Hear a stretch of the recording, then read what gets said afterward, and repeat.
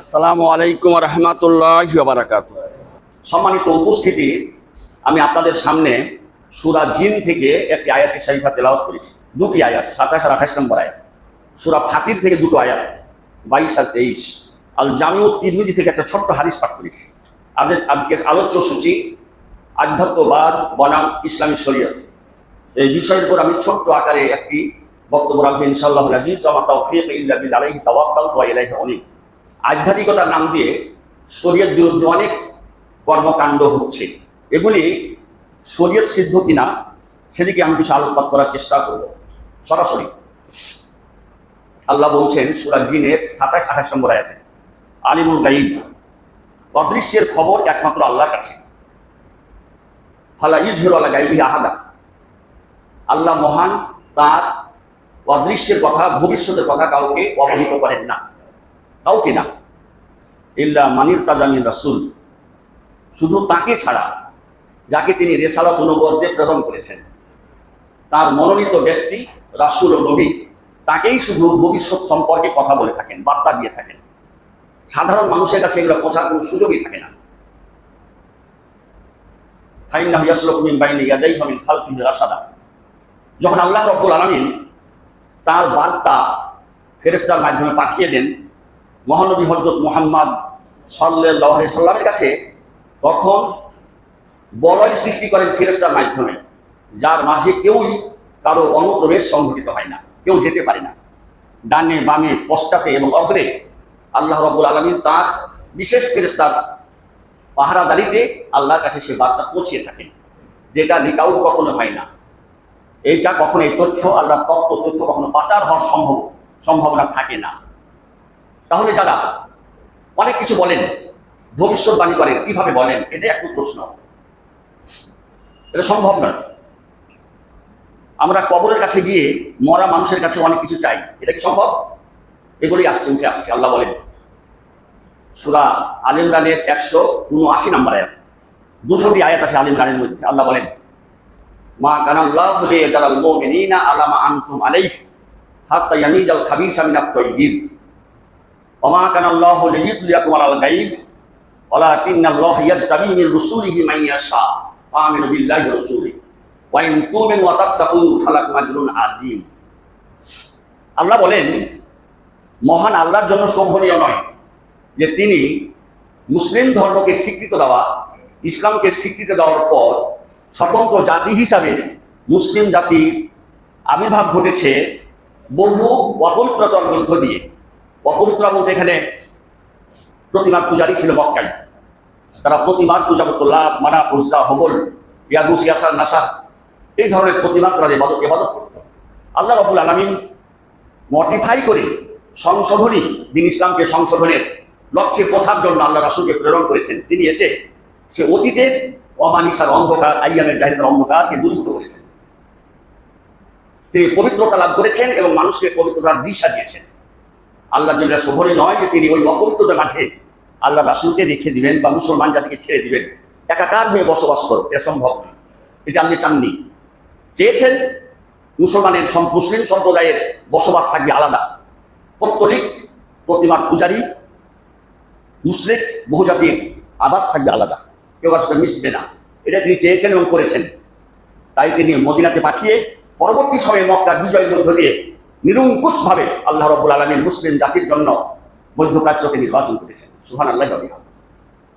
ওয়া মা কানাল্লাহু লিইয়ুতলিয়াকুম আলাল গায়ব, ঠিক তেমনই মহান আল্লাহর জন্য এটাও সমীচীন নয়, শোভনীয় নয় যে তিনি তার অদৃশ্যের কথা, ভবিষ্যতের কথা কাউকে জানিয়ে দিবেন, অবহিত করবেন, জ্ঞান দান করবেন, এটাও সম্ভব নয়। ওয়ালাকিন্নাল্লাহা ইয়াজতাবী মির রাসূলিহি মান ইয়াশা, শুধুমাত্র আল্লাহ রাব্বুল আলামিন অদৃশ্যের কথা, ভবিষ্যতের কথা, নেপথ্যের কথা তাকেই জানিয়েছেন, যাকে তিনি রাসূল, নবী হিসাবে আখ্যায়িত করেছেন, নির্বাচন করেছেন। তার একমাত্র পছন্দনীয় নবী ও রাসূল ছাড়া কারো পক্ষে ভবিষ্যৎবাণী করা সম্ভব নয়। সুবহানাল্লাহি ওয়া বিহামদিহি। অথচ আজকে দেখি আমরা পীর মুরিদের বিনা পয়সা, বিনা পুঁজির ব্যবসা তারা রমরমা করে চালিয়ে যাচ্ছে। টিভি চ্যানেলে অনেক দেখা যায়, অনেক কিছু, আমার চেয়ে আপনারা বেশি জানেন এই বিষয়গুলি। এটা কি করে সম্ভব? আল্লাহর কোরআন তো সত্য, এর মাঝে কোনো রকমের সন্দেহের অবকাশ নেই।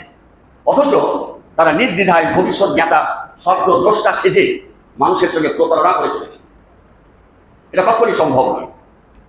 আল্লাহ রাব্বুল আলামিন তার প্রিয় রাসূলকে জানিয়েছিলেন বলে আজ থেকে 1450 বছর আগে তিনি ভবিষ্যৎবাণী করে গেছেন, যে বিষয়গুলি হাদিস ভান্ডারে চিত্রিত হয়েছে, অঙ্কিত হয়েছে, যেগুলো আমরা এখন হাদিসের মাঝে জানতে পারি। যেমন জান্নাতের কথা, জাহান্নামের কথা, হিসাব নিকাশের কথা, হাসর নাসরের কথা, আল্লাহর দিদার সাক্ষাতের কথা, এই কথাগুলো আমরা সহিহ হাদিস থেকে বুঝতে পারি, জানতে পারি। এগুলি আল্লাহ রাব্বুল আলামিন তার প্রিয় রাসূলকে জানিয়েছিলেন, তাই তিনি বলেছেন। যেগুলি তাকে অবহিত করা হয় নাই, তিনি সেগুলো বলেন নাই। সামনে একটু আসলে বুঝতে পারা যাবে। ইল্লা মান ইরতাদা মির রাসূলিহি মান ইয়াশা, যাকে তিনি জ্ঞাত করেছেন, অবহিত করেছেন, সে রাসূল ছাড়া কারো পক্ষেই নেপথ্যের খবর, পিছনের খবর কেউ জানে না। কোনো সাধারণ মানুষের পক্ষে আদৌ সম্ভব নয়। অতএব ফামিনু বিল্লাহি ওয়া রাসূলিহি, তোমরা মহান আল্লাহকে একক অদ্বিতীয় মহান সত্তা বলে স্বীকার করে নাও, মেনে নাও, তার প্রতি তোমরা ভরসা রেখে ঈমান আনো, সেই সমস্ত রাসূলের প্রতি তোমরা ঈমান আনো। কিন্তু মেনো শর্ত আরোপ করা হয়েছে, যদি তোমরা আল্লাহর প্রতি ঈমান আনতে পারো একক অদ্বিতীয় মহান সত্তা হিসাবে, যদি অতাত্তাকু, যদি আত্মসংযোগী হয়ে জীবনযাপন করতে পারো, আল্লাহ ভীরু হতে পারো, যদি পরহেজগার হতে পারো, যদি ইসলামের শরীয়ত অনুযায়ী নিজের জীবনকে পরিচালনা করতে পারো, পরিবার পরিচালনা করতে পারো, রাষ্ট্র সমাজ জাতি যদি গঠন করতে পারো, ফালা তোমার জীবন আদিম, তবেই তোমাদের জন্য মহান পুরস্কার জান্নাত রয়েছে। আয়াতকে আমরা যদি খুঁজি, অনুসন্ধান করি, সূরা আলে ইমরানের 179 নম্বর আয়াত পড়লে সহজে আমরা পেতে পারি। তাহলে আল্লাহ রাব্বুল আলামিন তার রাসূলকে যতটুকু জানিয়েছিলেন, যতটুকু অবহিত করেছেন, তার বেশি নয়। যেমন আসছেন, হে রাসূল আপনি বলে দিন, লা আমলিকু লাকুম নাফসি যাররান ওয়ালা নাফা ইল্লা মা শাআল্লাহ ওয়ালাউ কুনতু আ'লামুল গায়বা লাস্তাকসারতু মিনাল খায়র ওয়া মা মাসানিয়া সু ইন আনা ইল্লা নাযীরু ওয়া বাশীরুল লিকাওমি ইউমিনুন। সূরা আরাফ 188 নম্বর আয়াত। 206টি আয়াত আছে। তৃতীয় বৃহত্তম সূরা সূরা আরাফ, 206টি আয়াত আছে। এর মধ্যে আয়াতটি 188 নম্বর আয়াত। হে রাসূল আপনি বলে দিন যে আমি আমার আত্মার মালিক নই, আমি আমার জন্য ফায়দা, উপকারিতা, বেনিফিট বেছে নিব, নির্ধারণ করবো, এই ক্ষমতা আমার নেই। আমাকে ক্ষতি হবে, আমার লোকসান হবে, এটাও আমি প্রতিহত করার ক্ষমতা রাখি না। সুবহানাল্লাহ। লামলিকু লাকুম নাফা ওয়া দাররা ইল্লা মা শাআল্লাহ, আল্লাহ পাক আমার অদৃষ্টে, আমার ভাগ্যে যতটুকু অঙ্কন করেছেন, লিখে দিয়েছেন, এর থেকে বিন্দু পরিমাণ এদিক ওদিক করার ক্ষমতা আমি আল্লাহ রাসূল হিসেবে রাখি না, আমার পক্ষে সম্ভব নয়। ইল্লা মা শাআল্লাহ, ততটুকু ছাড়া যতটুকু আল্লাহ নির্ধারণ করেছেন। ওয়ালাউ আ'লামুল গায়বা লাস্তাকসারতু মিনাল খায়র, সত্যিকার অর্থে আল্লাহ দ্বীন ইসলাম ব্যতিরিকে যদি আমার পরিবারের জন্য আমাকে ভবিষ্যৎ জ্ঞাতা করা হতো, ভবিষ্যৎ দ্রষ্টা করা হতো, তাহলে আমি আমার অকল্যাণ কখনোই ডেকে আনতাম না। ওয়া মা মাসানিয়া সু, আমাকে কখনোই খারাপ স্পর্শ করতো না। খারাপ স্পর্শ করার মানে আপনারা উহুদের যুদ্ধের কথা জানেন। 625 খ্রিস্টাব্দের ঘটনা। আরবি সওয়াল মাসে আবু সুফিয়ানের নেতৃত্বে যে 3000 বাহিনীর সঙ্গে মুসলিম সৈনিকের 1000 সৈনিকের যে সংঘর্ষ হয়েছিল, যুদ্ধ, যেটা উহুদের যুদ্ধ বলা হয়, একটু ভুলের কারণে, লম্বা ইতিহাস এবং হাদিসও লম্বা আছে, কিতাবুল মাগাজি সহিহ বুখারী থেকে, অতটুকু আমি বলবো না, ইঙ্গিত এতটুকু দিতে চাই। আল্লাহ রাসূল বলছেন, আমি যদি ভবিষ্যৎ জ্ঞাতা হতাম তাহলে উহুদের প্রান্তরে আমার 2টা দাঁত ভেঙে যেত না। সুবহানাল্লাহি ওয়া বিহামদিহি। মাথার হেলমেট ছিল, এটা মাথাকে সংরক্ষণ করে, হেফাজত করার জন্য। বর্তমানে মোটরসাইকেল আরোহীর মাথায় যেটা আমরা দেখি, ঠিক এই ধরনের একটা মাথাতে হেলমেট ছিল। সেই হেলমেটের লোহার আসলে এখানে ঢুকে গেছিল। তিনি আহত হয়েছিলেন, জখম হয়েছিলেন, রক্তাক্ত হয়েছিল। যদি তিনি জানতেন, ভবিষ্যৎ জ্ঞাতা হতেন, অবশ্যই তার শরীরে এমন আঘাত কখনো আসতো না। সুবহানাল্লাহ। এটাই দেদীপ্যমান, প্রণিধানযোগ্য যে তিনি ভবিষ্যৎ জানতেন না। ততটুকু ছাড়া যতটুকু শরীয়ত সম্পর্কে বলা হয়েছে তার তিনি অতি জানতেন না। বীরে মাওনার কথা খুব মর্মান্তিক, লোমহর্ষক কাহিনী এখানে এসেছে কিতাবুল মাগাজিতে। আল্লাহ রাসূলের কাছে বানি লাহিয়ান, বানি জাকওয়ান গোত্রের লোকেরা এসে আবেদন করলো, হে আল্লাহ রাসূল, আমরা মুসলমান হয়েছি, আমাদের পারিপার্শ্বিক প্রতিবেশী সবাই মুসলমান হয়েছে, আপনার দ্বীনি শিক্ষা, ইসলামের শিক্ষায় দীক্ষিত হওয়ার জন্য আবেদন করছি। আপনি আমাদের কাছে অনেক শিক্ষক হিসাবে হাফিজ পাঠিয়ে দিন, তারা আমাদের কাছে গেলেই দ্বীনের শিক্ষা দিলে আমরা শিক্ষিত হব, দীক্ষা গ্রহণ করে ইসলামের আরো অগ্রগতি বৃদ্ধি পাবে। রাসূল এই বিষয়টি বুঝতে পারেননি, কারণ তাকে জানানো হয়নি। তিনি 70 জন হাফেজ কোরআনকে পাঠিয়েছিলেন। এই 70 জন হাফেজ বীরে মাওনার প্রান্তরে পৌঁছলেই তারা আকস্মিকভাবে অতর্কিতভাবে 70 জনকে তারা জবাই করে শাহাদাতের বর্ণনা পান করিয়েছিলেন। সুবহানাল্লাহি ওয়া বিহামদিহি। একজন দুজন না, 70 জন, 70। চিন্তার বিষয় আছে এখানে। আল্লাহ যদি আল্লাহ তো জানেন যে তারা এই ঘটনা ঘটাবে, রাসূলকে একটু ওহীর মাধ্যমে জানিয়ে দিলে সেটা তিনি প্রত্যাহার করে নিতেন, ফিরিয়ে নিতেন, কিন্তু সেটা সম্ভব হয়নি, কারণ আল্লাহ তাকে জানাননি, জানানো মনে করেননি। তাই সেখানে 70 জন হাফিজ কোরআনকে আত্মভূতি দিতে হয়েছে, শাহাদাত বরণ করেছে। এইভাবে কথা বললে অনেক সময় চলে যাবে। রাসূল বলছেন, আমি যদি ভবিষ্যৎ জ্ঞাতা হতাম তাহলে আমার জীবনের জন্য, আমার জাতির জন্য, সমাজের জন্য, পরিবারের জন্য, দেশের জন্য শুধু খালি কল্যাণটাই আহ্বান করতাম। সুবহানাল্লাহি ওয়া বিহামদিহি। কিন্তু আমি ভবিষ্যৎ জ্ঞাতা নই ততটুকু ছাড়া যতটুকু আল্লাহ শরীয়তের জ্ঞান আমাকে দান করেছে। আজকে কিভাবে দাবি করে জটাধারী চিন্তাওয়ালা, এখানে সেখানে বসে থাকা, সন্ন্যাসী বেশ ধারণ করা, ভবিষ্যতের কথা কিভাবে বলে বিনা পুঁজির ব্যবসা রমরমাভাবে খাটিয়ে যাচ্ছে। মুসলিমের পকেট থেকে, আমাদের পকেট থেকে টাকাটা টেনে নিচ্ছে, কিভাবে সম্ভব? একটু চিন্তা করবেন না। আল্লাহ বললেন, রাসূল তুমি এটা জানিয়ে দাও, তুমি ভবিষ্যৎ জ্ঞাতা দাও, স্বপ্নদ্রষ্টা। নাযীর ও বাশীর, একমাত্র তুমি সতর্ককারী। মানুষকে তুমি মানুষের সামনে সম্মুখে প্রচার করবে ইসলামের কথা, জান্নাতের কথা বলবে, অনুপ্রাণিত করার জন্য, উদ্বুদ্ধ করার জন্য, মানুষকে জাহান্নামের কথা বলবে, সতর্ক করার জন্য সাবধানবাণী হিসাবে। এই নামটা নাযীর ও বাশীর লিকাউমিন ইউমিনুন। তবে তোমার কথা তারা শুনবে না যারা অন্য পথ অবলম্বন করেছে, একমাত্র মুসলিম ছাড়া। এটি সূরা আরাফের 188 নম্বর আয়াত। সামনে রাখতে চাই। আল্লাহ বলেন, বল হে রাসূল আপনি বলে দিন, ইন্নী লা আলামুল গায়বা, ইন্নী লা আকুলু লাকুম ইন্নী খাযাইনুল্লাহি ওয়া লা আলামুল গায়বা ওয়া লা আকুলু লাকুম ইন্নী মালাক ইন আত্তাবি ইল্লা মা ইউহা ইলাইয়া। হে রাসূল আপনি বলে দিন যে আমার কাছে আল্লাহর মহা সম্পদ আমার অধীনে আছে, আল্লাহ আমার হাতে ছেড়ে দিয়েছেন, এটা আমি মানুষকে দিতে পারি। এ কথা বলো না যে তোমার কাছে আমার সম্পদ রক্ষিত আছে, তোমাকে ছেড়ে দিয়েছি, এটা তুমি তার তত্ত্বাবধায়ক হিসাবে কাজ করবে, এটা বলো না।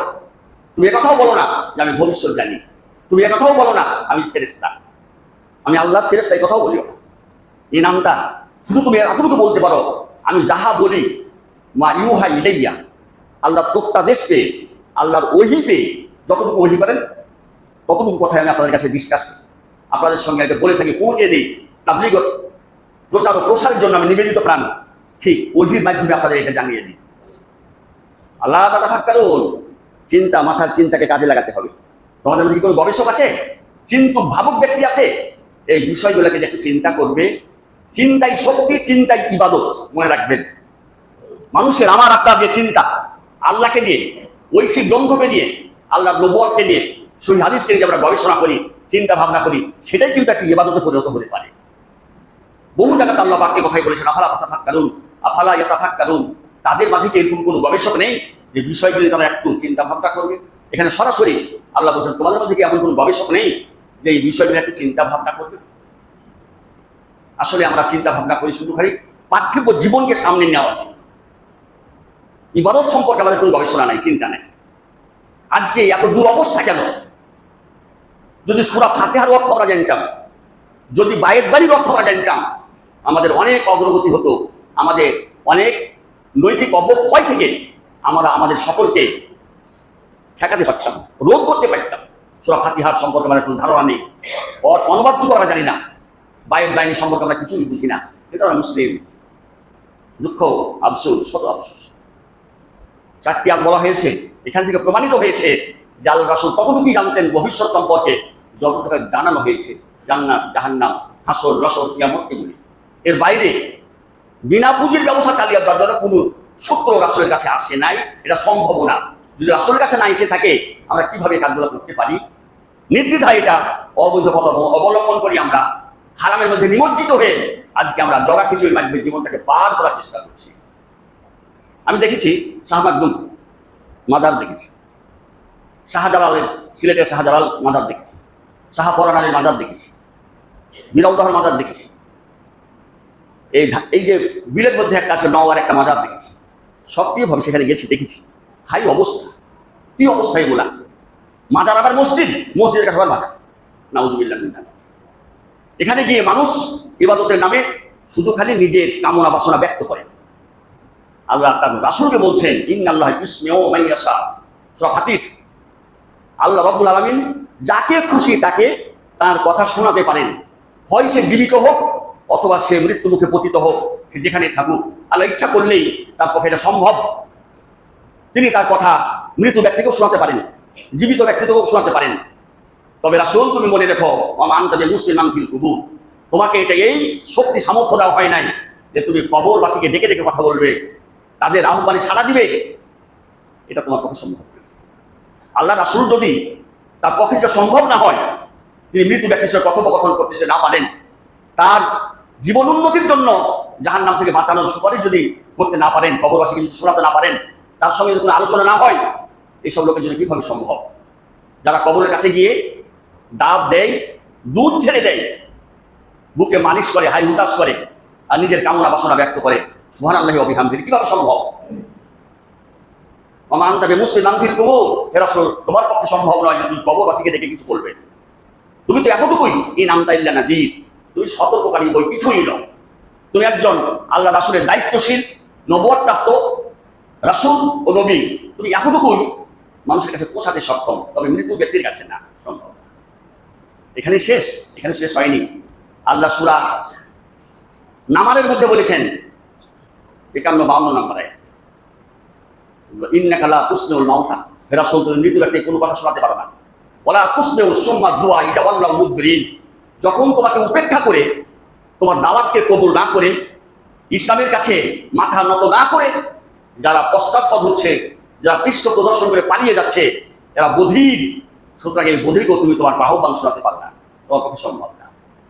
ওয়া মা আনতা বিহাদিল উম, যারা চক্ষুষ্মান হওয়ার পরেও অন্ধত্ব গ্রহণ করে, নিজকে অন্ধত্ব বানায়, চক্ষুষ্মান কিন্তু নিজকে অন্ধ বানিয়ে সামনে চলছে, এরা শুধু তোমার পক্ষে এরা সম্ভব নয় যে এই অন্ধ বধিরকে তুমি তার অন্ধকারাচ্ছন্ন কার্যকলাপ থেকে সোজা পথে আনতে পারো। তবে হাদিল উম আন জলালাতিহিম, তোমার কথা তারা শুনতে ইচ্ছুক নয়, তাই তারা বধির সাজে, তাই তারা অন্ধ সাজে, যদিও তাদের চক্ষু আছে, কর্ম আছে। তবে তোমার কথা তারাই শুনবে, ইন তুসমিউ ইল্লা মান ইয়ামিনু বিআয়াতিনা ফাহুম মুসলিমুন, হে রাসূল তোমার কথা তো তারাই শুনবে যারা আমার কোরআনকে বিশ্বাস করে, যারা আমাকে একক অদ্বিতীয় মহান সত্তা আল্লাহ বলে, লা ইলাহা ইল্লাল্লাহ বলে স্বীকার করে, ইলাহুকুম ইলাহুন ওয়াহিদ, লা ইলাহা ইল্লাহুর রহমানুর রহিম বলে স্বীকার করে, তারাই তোমার কথা শুনবে, সুবহানাল্লাহ। কারণ ফাহুম মুসলিমুন, তারা ইসলাম গ্রহণ করেছে। এত অকাট্য দলিল বিভিন্ন আয়াত থেকে, এখানে বলছিলাম এই আয়াতটি সূরা নামালের 51-52 নম্বর আয়াত, ঠিক অনুরূপ আয়াত এসেছে সূরা রুমের মধ্যেও একই আয়াত এসেছে, শুধু একটা ফার্স্ট অক্ষর বেশি হয়েছে, ফাইন্নাকা। এখানে বলছে ইন্নাকা, ওখানে ফাইন্নাকা বলা, এতটুকু পার্থক্য। আমি কিন্তু শেষের দিকে এসে গেছি, আমার আলোচনা শেষ করতে যাচ্ছি উপসংহার। যারা নিজকে মনে করে অনেক বড় বড় নামে প্রচার করে, মাইকিং করে, মুজাদ্দিদে মিল্লাত, কি কি যে নাম বলে, মানে আমার আনতেই লজ্জাবোধ করছে, তবে আমার মনে আছে জিনিসগুলা, তাদের উপাধিগুলা আমার মনে আছে, কিন্তু আমি নিজে লজ্জাবোধ করছি। এত বড় নাম দিয়ে মানুষের কাছে প্রচার করে আর অনেক কিছু বলে, এটা যথার্থ কতটুকু?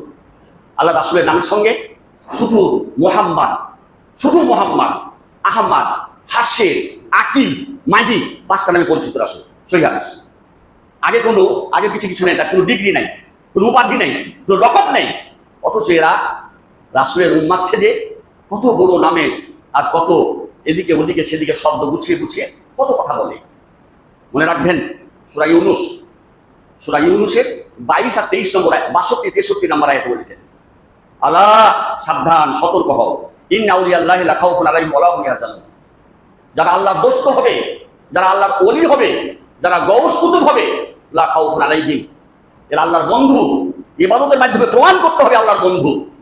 পরে আসছে একটি আয়াত, আল্লাহর যারা ওলি, অভিভাবক, যারা দাবিদার, এদের কোনো ভয় নাই, ভীত নেই, অর্থাৎ এরা জান্নাতি, নির্দ্বিধায় জান্নাতি। কিন্তু 2টি শব্দ এখানে যোগ হয়েছে, আল্লাযিনা আমানু, একক অদ্বিতীয় মহান সত্তার প্রতি ঈমান আনতে হবে নিঃশর্তভাবে, তার সঙ্গে কোনো শক্তির যোগ হবে না, কোনো শক্তির যোগ হবে না।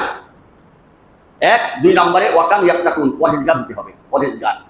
পরের পকেট থেকে টাকা বের করার সুযোগ নেওয়া যাবে না, ইনকাম করা যাবে না, টাকা নাই, পয়সা নাই, ইনভেস্ট নাই, ব্যবসা চালিয়ে যাওয়া যাবে না।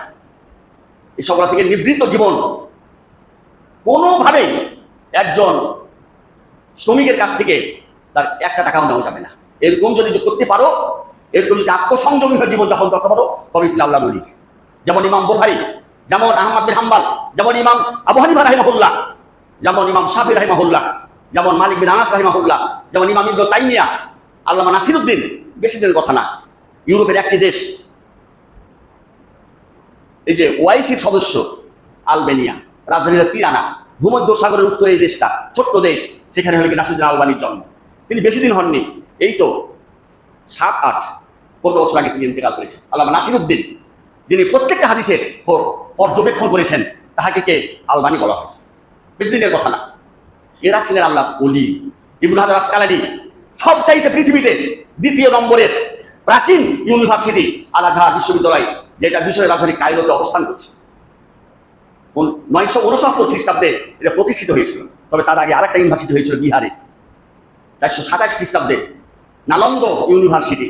সেটা অনেক, এতে তার জয় পরাজয় অনেক কিছু ঘটেছে, তবে এখন আছে কিনা আমি জানি না। তবে আজহার বিশ্ববিদ্যালয় এখনো আছে। সেই বিশ্ববিদ্যালয়ের শিক্ষক ছিলেন, প্রফেসর ছিলেন আল্লামা ইবনে হাজার আসকালানী, যার জীবনে 150 গ্রন্থ তিনি রচনা করেছেন।